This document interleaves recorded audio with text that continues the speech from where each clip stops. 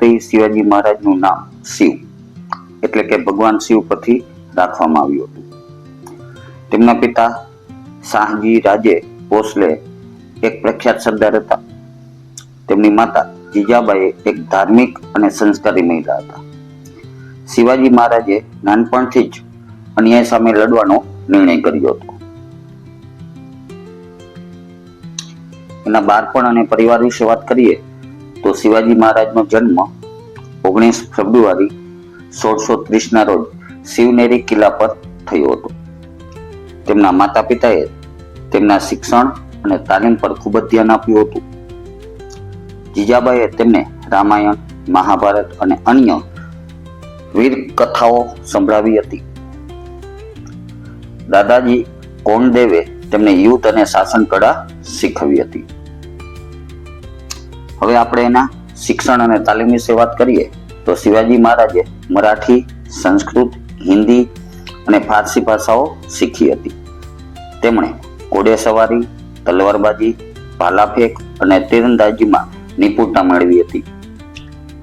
તેમણે ગઢ જીતવાની, કિલ્લા બાંધવાની અને સેના ચલાવવાની તાલીમ પણ લીધી હતી. તેમણે પોતાની સાથીઓ સાથે મળીને સ્વરાજ્ય સ્થાપનની પ્રતિજ્ઞા લીધી હતી. હવે આપણે જોઈએ સ્વરાજ્યની સ્થાપના. તો શિવાજી મહારાજે 16 વર્ષની ઉંમરે તોરણા કિલ્લો જીતીને સ્વરાજ્યની શરૂઆત કરી હતી. તેમણે કોંડણા એટલે કે સિંહગઢ, રાયગઢ, પુરંદર અને જાવાડી જેવા કિલ્લાઓ પણ જીત્યા હતા. તેમણે પોતાની સેનામાં મહારાષ્ટ્રીયન યુવાનોને ભરતી કર્યા હતા.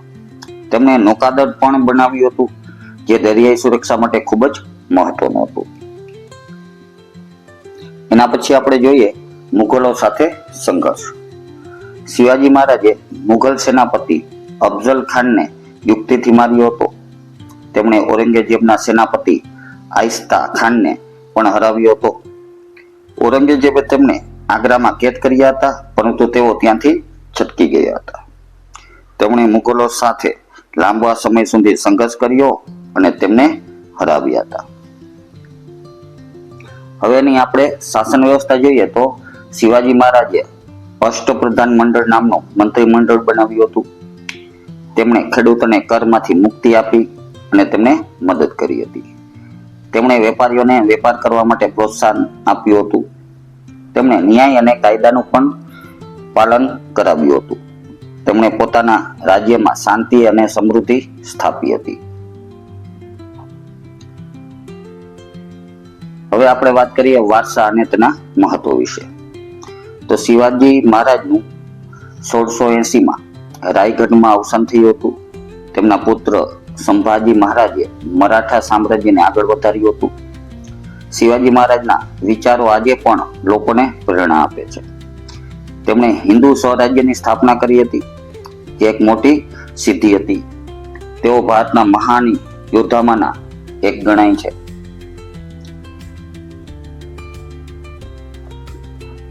તો શિવાજી મહારાજે આપણને શીખવ્યું છે કે આપણે હંમેશા અન્યાય સામે લડવું જોઈએ.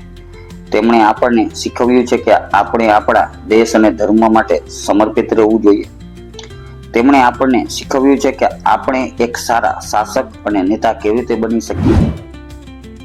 જય શિવાજી, જય ભવાની.